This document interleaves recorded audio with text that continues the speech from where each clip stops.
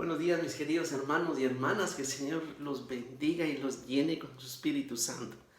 Ya estamos a viernes 15 de enero y como siempre las lecturas de hoy están excelentes, están para llenarnos nuestro día, para que nosotros podamos entender esta grandeza, esta riqueza que está aquí, que nuestra iglesia nos ofrece día a día, para que nosotros podamos beber y comer del alimento, del manjar del cielo.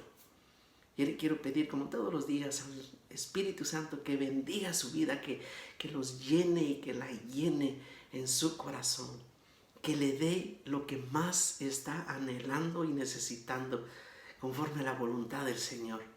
Y le pido que nos abra nuestro entendimiento y nuestro corazón. Y como todos los días les explico a María Santísima que nos acompañe en este caminar, que nos conduzca hasta su Hijo Jesús, a entender la palabra, como hizo el bendito San José, Señor San José, a quien clamamos y pedimos también que nos acompañe en este caminar. Que así sea para todos nosotros, en el nombre del Padre, del Hijo y del Espíritu Santo de Dios. Amén. En Hebreos, en el capítulo 4, del 1 al 5, dice la Escritura: mientras se mantiene en pie la promesa de entrar en el descanso de Dios, debemos tener cuidado para que ninguno de ustedes quede excluido, porque también a nosotros, como a ellos, nos anunciaron la buena noticia. Pero el mensaje que ellos oyeron no les valió, porque no se unieron por la fe con aquellos que la aceptaron. Nosotros, en cambio, los que hemos creído, entraremos en ese descanso, como queda dicho: juré airado que no entrarán en mi descanso. Las obras de Dios, por cierto, concluyeron con la creación del mundo, como se dice en un texto sobre el séptimo día, que en el séptimo día descansó Dios de todas sus tareas. Y en ese otro pasaje que dice: no entrarán en mi descanso. Por tanto, versículo 11, esforcémonos por entrar en aquel descanso, para que no caiga ninguno, imitando aquel ejemplo de rebeldía. Palabra de Dios. El predicador, el escritor, se refiere obviamente al pasaje del Éxodo. El pasaje del Éxodo en el que dice que ellos recibieron la promesa también de entrar al descanso del último día. Hace referencia de la creación, el séptimo día que descansó, el reposo santo de Dios, el día del Señor. Estaban conforme a la promesa de Dios. Les dijo: caminen, vayan, y yo los llevaré a la tierra prometida. Pero una vez que llegaron a la tierra, y ahí entrarán en mi descanso, una vez que entraron en la tierra prometida, aquellos empezaron a disentir de la fe, empezaron a agarrar otras creencias, a agarrar otras costumbres, cambiaron. Por eso es que el escritor dice algo bien, bien interesante que nosotros debemos de tener y de entender. Dice: mientras se mantiene en pie la promesa hecha de entrar en el descanso de Dios, debemos tener cuidado para que ninguno de ustedes quede excluido, porque también a nosotros, como a ellos, nos anunciaron la buena noticia. Es decir, ellos tenían la promesa de entrar a la tierra prometida, al descanso de Dios, pero ellos pensaban que era una tierra física. Una tierra, se recuerda, y cuando la tomaron, les repito, cambiaron, tomaron otras costumbres, y resulta que no hubo fidelidad. La promesa la recibieron, pero no con fe. Y entonces, cuando cambiaron, perdieron el reposo santo del Señor, que era la Jerusalén celestial. Había que visualizar más allá del reposo, del descanso santo del Señor. Y eso es para nosotros también. El descanso del Señor no es que todo nos vaya bien, que nuestro jardín se llene de rosas, que paguemos nuestras deudas, que estemos sanos, que de repente esté un loteriazo. No, se trata de luchar y de mantenernos firmes. Por eso dice, el final no es una lucha que ahorita tengamos, no es, sino es la victoria. Nuestro final, el descanso, el reposo eterno, el reposo para siempre. Y pone de ejemplo, le repito, el Éxodo. Ellos, dice, también habían comenzado a caminar, oyeron la voz de Dios, pero eso no les garantizó la llegada a la meta del descanso, porque a medio camino se rindieron. ¿Qué condición es para mantenernos firmes? Dice el mismo escritor, mantenernos en la fe. Mantenerlos en la fe. Recuérdese lo que decía el Señor en Mateo 7:24. El que escucha el que escucha mis palabras y hace mi voluntad, ese es el hombre prudente, el que construyó sobre roca. El mismo Señor nos lo explica. Y en el Evangelio, en el capítulo 12, el pasaje precioso de la sanación del paralítico que hemos venido hablando, que lo descolgaron del techo. Era tal, dice, que después de unos días volvió a Cafarnaúm y la gente se enteró de que estaba en casa. Se reunieron tantos que no quedaba sitio ni siquiera junto a la puerta, y él les anunciaba la palabra. Él proclamaba la palabra. Entonces llegaron unos trayendo a un paralítico entre 4. Como no lograban acercárselo, por el gentío levantaron el techo encima de donde estaba Jesús. Y por el boquete que hicieron, descolgaron la camilla en que yacía el paralítico. Viendo Jesús la fe que tenían, dijo al paralítico: hijo, tus pecados te son perdonados. Estaban ahí sentados unos letrados que discurrían en su interior: ¿cómo puede hablar este así? Blasfema. ¿Quién puede perdonar los pecados sino solo Dios? Y ya lo empezaban a seguir, ya lo empezaban a espiar, ya empezaban a oír. Este predica de una manera diferente, este enseña de una forma distinta. Pero de inmediato Jesús supo lo que pensaban y les dijo: ¿por qué piensan así en su interior? ¿Qué es más fácil, decir al paralítico que se le perdonan sus pecados, o decirle que cargue su camilla y que camine?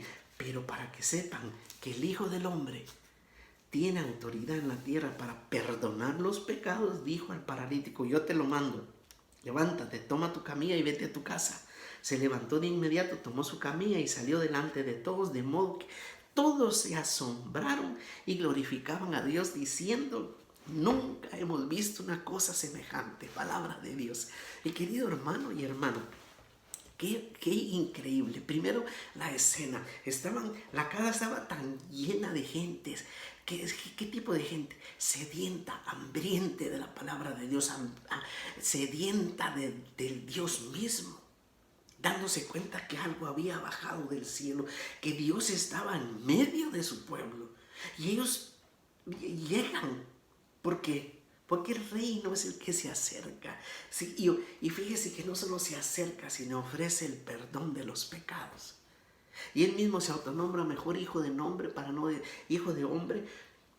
decirse: sí, yo soy el Mesías, háganse a un lado. Él no quería eso. Entonces empieza la fe operante. La fe operante. Romanos 10:17 nos dice San Pablo: la fe viene como resultado de oír. Y lo que se oye es el mensaje de Jesús, el mensaje de Cristo Jesús, el Señor. La fe como resultado de oír la palabra de Dios. Y empieza a operarse la fe. Empieza a operarse porque 4 amigos de ese paralítico, que no podía nunca jamás poder haber llegado, 4 paralíticos se hablaron y se dijeron: llevémoslo. Yo sé que lo puede sanar. Yo también, dijo el otro. Yo también, sin duda. No está escrito. Pero algo les movió el corazón. Ellos ya habían escuchado hablar al Señor. Y dijeron: Él lo puede sanar. Llevémoslo. Y llegan y se topan con que no pueden acercarse a Él. No sin impedimento. Se van al techo, abren el techo, lo bajan con unos lazos. Yo me imagino mi hermano, el paralítico ahí agarrado, lo amarraron. ¿Qué le dijeron? No te preocupes, tú agárrate como puedas. ¿Y cómo? Si estaba paralítico, paralizado. Él estaba paralizado, pero los 4 amigos no. Él ni había oído de Jesús posiblemente, pero los 4 amigos sí. Y lo llevan y se lo presentan al Señor. Viendo, versículo 5, viendo Jesús la fe que tenían, dijo al paralítico: tus pecados te son perdonados.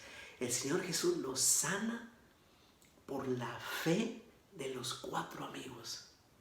Por la fe de los 4 que confiaban, que creyeron, que oyeron y que dejaron germinar la palabra de Dios en sus corazones, y operó la fe de súplica, de intercesión al Señor.